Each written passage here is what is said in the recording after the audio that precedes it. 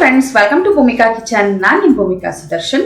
ಪ್ರತಿದಿನ ಪಲ್ಯಗಳು ಏನ್ ಮಾಡಬೇಕು ಅಂತ ನೀವು ಯೋಚನೆ ಮಾಡ್ತಾ ಇರ್ತೀರಾ ಅಲ್ವಾ? ತೊಂಡೆಕಾಯಲ್ಲಿ ಇವತ್ತು ಒಂದು ಡಿಫ್ರೆಂಟ್ ಆಗಿ ಜೊತೆಗೆ ತುಂಬಾನೇ ಸಿಂಪಲ್ ಆಗಿ ಪಲ್ಯ ಮಾಡೋದು ಹೇಗೆ ಅಂತ ತೋರಿಸ್ತಾ ಇದ್ದೀನಿ. ಈ ಪಲ್ಯ ಅಂತೂ ನೀವು ಸೈಡ್ ಡಿಶ್ ಥರನಾದರೂ ಊಟದಲ್ಲಿ ಬಳಸ್ಬೋದು, ಅಥವಾ ಚಪಾತಿ, ರೊಟ್ಟಿ ಇದೆಲ್ಲದಕ್ಕೂ ಕೂಡ ಸರ್ವ್ ಮಾಡ್ಬೋದು. ಬನ್ನಿ ಈ ಈಸಿ ಆಗಿರುವಂಥ ತೊಂಡೆಕಾಯಿ ಪಲ್ಯ ಮಾಡೋದು ಹೇಗೆ ಅಂತ ನೋಡೋಣ.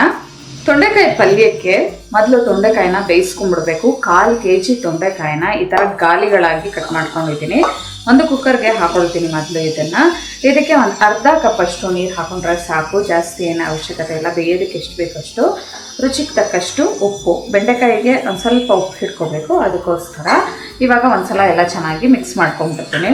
ಸ್ಟವ್ ಆನ್ ಮಾಡಿಕೊಂಡು ಉಪ್ಪೆಲ್ಲ ಮಿಕ್ಸ್ ಆಗೋ ರೀತಿ ಒಂದ್ಸಲ ನಿಧಾನವಾಗಿ ಈ ಥರ ಮಿಕ್ಸ್ ಮಾಡಿಕೊಂಡು ಇವಾಗ ಲಿಡ್ ಕ್ಲೋಸ್ ಮಾಡ್ಕೊಳ್ತೀನಿ. ಮೀಡಿಯಂ ಟು ಲೋ ಫ್ಲೇಮಲ್ಲಿ 1 ವಿಷಲ್ ಕೂಗಿಸ್ಕೊಳ್ತೀನಿ. ಪ್ರೆಷರ್ ಬಿಟ್ಟಿದೆ,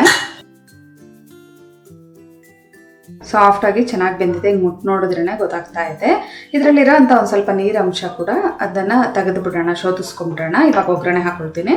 ಸ್ಟವ್ ಆನ್ ಮಾಡಿಕೊಂಡು ಬಾಣಲೆ ಒಳಗಡೆ 2 ಟೇಬಲ್ ಸ್ಪೂನ್ ಎಣ್ಣೆ ಹಾಕಿದ್ದೀನಿ. ಎಣ್ಣೆ ಒಂಚೂರು ಬಿಸಿ ಆಗ್ತಿದ್ದ ಹಾಗೆ ಕಡಲೆಕಾಯಿ ಬೀಜ 2 ಟೇಬಲ್ ಸ್ಪೂನ್. ಕಡಲೆಕಾಯಿ ಬೀಜನ ಚೆನ್ನಾಗಿ ರೋಸ್ಟ್ ಮಾಡ್ಕೊಳ್ಳೋಣ. ಕಡಲೆಕಾಯಿ ಬೀಜ ಚೆನ್ನಾಗಿ ರೋಸ್ಟ್ ಆಗ್ತಿದ್ದ ಹಾಗೆ ಸಾಸಿವೆ 1 ಟೀ ಸ್ಪೂನ್, ಜೀರಿಗೆ 1 ಟೀ ಸ್ಪೂನ್. ಸಾಸಿವೆ ಜೀರಿಗೆ ಕೂಡ ಚೆನ್ನಾಗಿ ಸಿಡಿಯೋಕ್ಕೆ ಶುರು ಆಗಲಿ. ಇವಾಗ ಚಿಟಕಿ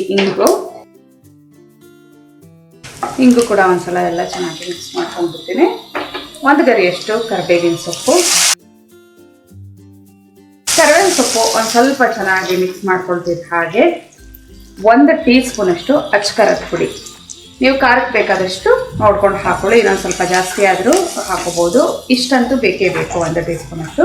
ಇದನ್ನು ಒಂದ್ಸಲ ಎಲ್ಲ ಚೆನ್ನಾಗಿ ಮಿಕ್ಸ್ ಮಾಡ್ಕೊಂಡ್ಬಿಡ್ತೀನಿ. ಎಲ್ಲ ಚೆನ್ನಾಗಿ ಮಿಕ್ಸ್ ಆಗ್ತಿದ್ದ ಹಾಗೆ ಇವಾಗ ನಾವು ಬೇಯಿಸಿಟ್ಕೊಂಡಿರೋವಂಥ ತೊಂಡೆಕಾಯಿ ಐವಿಗಳನ್ನ ಹಾಕೊಳ್ಳೋಣ.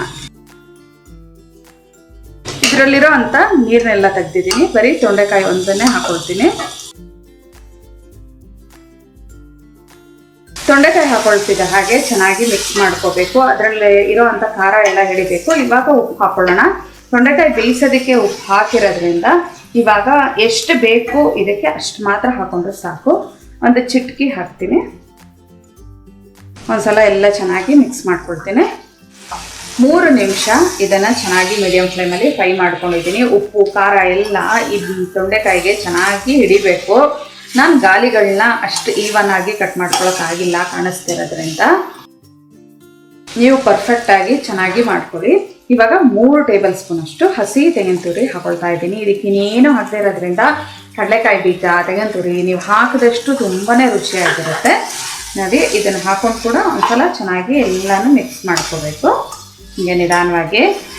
ಏನೇ ಆದರೂ ಸ್ಟೀಲ್ ಸ್ಪ್ಯಾಚುಲಾಗಳೇ ಸರಿ ನಮಗೆ ಮಿಕ್ಸಿಂಗಿಗೆ. ಸೌಂಡ್ ಬರಬಾರ್ದು ಅಂತ ಅಂದ್ಬಿಟ್ಟು ಮರದ ಸ್ಪ್ಯಾಚುಲಾ ಉಪಯೋಗಿಸ್ತೀನಿ.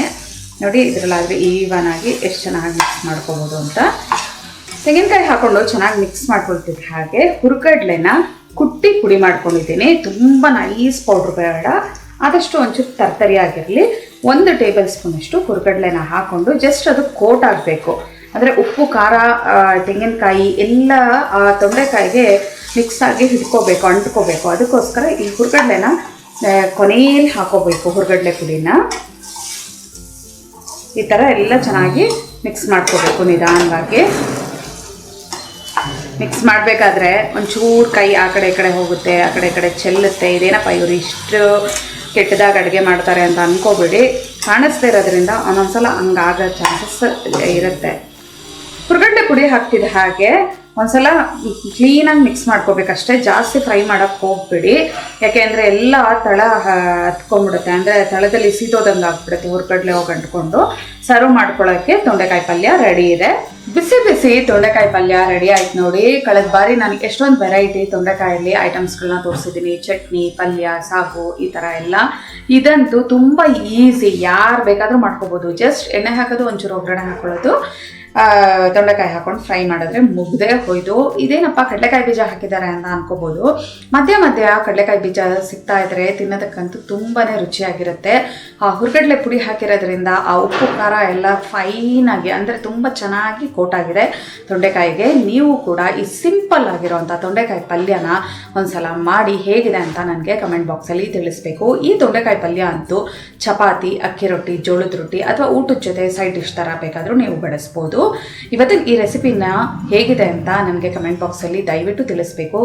ಈ ರೆಸಿಪಿ ಇಷ್ಟ ಆಗಿದ್ರೆ ಲೈಕ್ ಮಾಡಿ, ಶೇರ್ ಮಾಡಿ. ಯಾರೆಲ್ಲ ಇನ್ನೂ ಭೂಮಿಕಾ ಕಿಚನ್ಗೆ ಸಬ್ಸ್ಕ್ರೈಬ್ ಆಗಿಲ್ಲ ದಯವಿಟ್ಟು ಸಬ್ಸ್ಕ್ರೈಬ್ ಆಗಿ. Thanks for watching.